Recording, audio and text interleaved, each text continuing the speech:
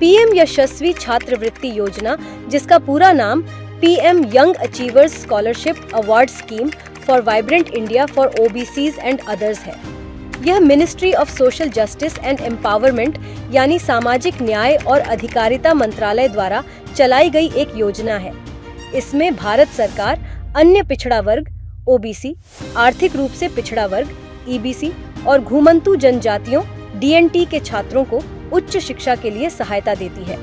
इस योजना का उद्देश्य ओबीसी, ईबीसी और डीएनटी समुदाय से संबंधित विद्यार्थियों को शिक्षा के लिए पूरी आर्थिक सहायता देकर उन समुदायों के बीच उच्च शिक्षा के लिए प्रोत्साहन देना है।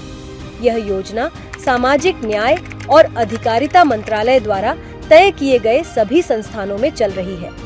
एक बार छात्रवृत्ति मिलने के बाद ये छात्र के शैक्षणिक प्रदर्शन के आधार पर पढ़ाई कोर्स पूरा होने तक जारी रहती है।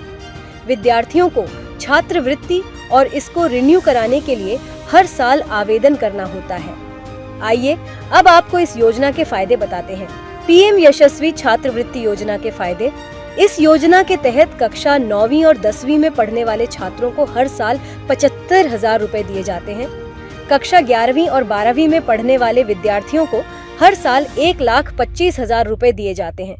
वाणिज्यिक पायलट प्रशिक्षण और टाइप राइटिंग जैसे पाठ्यक्रमों के लिए हर छात्र के लिए हर साल 2 लाख रुपए प्रति छात्र केंद्र सरकार निजी संस्थानों को देती है। निजी क्षेत्र के उड़ान क्लबों को प्रति छात्र 3,72,000 रुपए प्रति वर्ष दिए जाते हैं। इस छात्रवृत्ति के लाभार्थी को सरकार 3,000 रुपए हर महीने जीवनयापन के लिए देती है। किताबों और स्टेशनरी के लिए सरकार लाभार्थी छात्रों को हर साल 5,000 रुपए प्रदान करती है।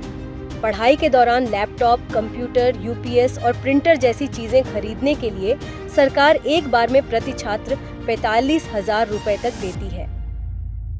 आपने इस छात्रवृत्ति के फायदे तो जान लिए, तो ये भी जान लीजिए कि इस छात्रवृत्ति को भरने की योग्यता क्या है और ये छात्रवृत्ति आपको कैसे मिलेगी। इस छात्रवृत्ति को भरने के लिए विद्यार्थी भारत का नागरिक होना चाहिए। इस छात्रवृत्ति का फॉर्म केवल ओबीसी, ईबीसी और डीएनटी वर्ग के छात्र ही भर सकते हैं। इस छात्रवृत्ति के लिए फॉर्म भरने वाले विद्यार्थी के माता पिता की सालाना आय 2.5 लाख रुपए से कम होनी चाहिए। विद्यार्थी कक्षा 9वीं और 11वीं में एक अच्छे स्कूल में पढ़ता हो और उसके कक्षा 8वीं और 10वीं में 60% से अधिक नंबर होने चाहिए, तभी वो छात्रवृत्ति के लिए योग्य माना जाएगा। फॉर्म भरने के लिए आवश्यक दस्तावेज। फॉर्म भरने के लिए पहले आपके पास एक मोबाइल नंबर होना चाहिए। उसके बाद दस्तावेजों में पासपोर्ट साइज फोटो, आधार कार्ड, मार्कशीट, बैंक पासबुक, जाति प्रमाण पत्र, आय प्रमाण पत्र के साथ निवास प्रमाण पत्र भी देना अनिवार्य है। इस छात्रवृत्ति योजना के लिए विद्यार्थियों का चयन मेरिट के आधार पर किया जाएगा। सरकार ने 2023 में परीक्षा को रद्द कर मेरिट प्रक्रिया को शुरू किया है। अब छात्रों का चयन कक्षा 8वीं और 10वीं में प्राप्त अंकों के आधार पर किया जाएगा। आइए अब जानते हैं कि इस छात्रवृत्ति के लिए कैसे आवेदन किया जाए। सबसे पहले NSP national scholarship portal www.scholarships.gov.in पर जाएंगे। उसके बाद गेट योर OTR के नीचे लिखे गए अप्लाई नाउ पर क्लिक करेंगे, जिससे नए स्टूडेंट्स के लिए रजिस्ट्रेशन का ऑप्शन आएगा।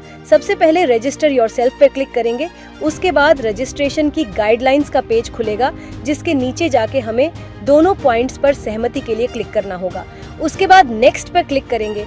उसके बाद सबसे पहले अपना मोबाइल नंबर डालेंगे और फिर आपके मोबाइल नंबर पर आए OTP को डालेंगे। उसके बाद नीचे दिए गए कैप्चा को भरेंगे। उसके बाद नीचे वेरीफाई बटन पर क्लिक करके अगले स्टेप पर जाएंगे।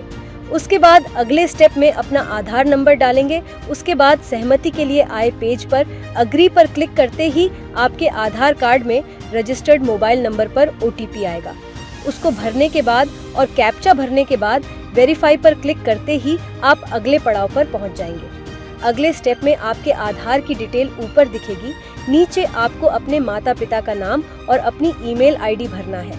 उसके बाद कैप्चा को भरकर फिनिश पर क्लिक करेंगे। उसके बाद हमारे स्क्रीन पर आपको NSP OTR मोबाइल ऐप को डाउनलोड करने को कहा जाएगा, जिससे अपना OTR नंबर ले सकें। उसके बाद हम मोबाइल में जाकर NSP OTR ऐप को डाउनलोड करेंगे। उसके बाद हम इस ऐप को खोलकर उसके अंदर जाएंगे और eKYC बाय फेस ऑथ पर क्लिक करेंगे। उसके बाद हम रेफरेंस नंबर को भरेंगे। उसके बाद सेंड OTP पर क्लिक करेंगे। OTP भरने के बाद हम कैप्चा को भरेंगे और फिर नेक्स्ट पर क्लिक करेंगे। उसके बाद आधार फेस RD ऐप को डाउनलोड करेंगे। उसके बाद NSP OTR ऐप में जाकर फेस ऑथेंटिकेशन पर क्लिक करेंगे। उसके बाद फेस की फोटो क्लिक होने के बाद आपके मोबाइल पर एक OTR नंबर और पासवर्ड आएगा। उसके बाद NSP के OTR वाले सेक्शन में जाके लॉग इन करिए।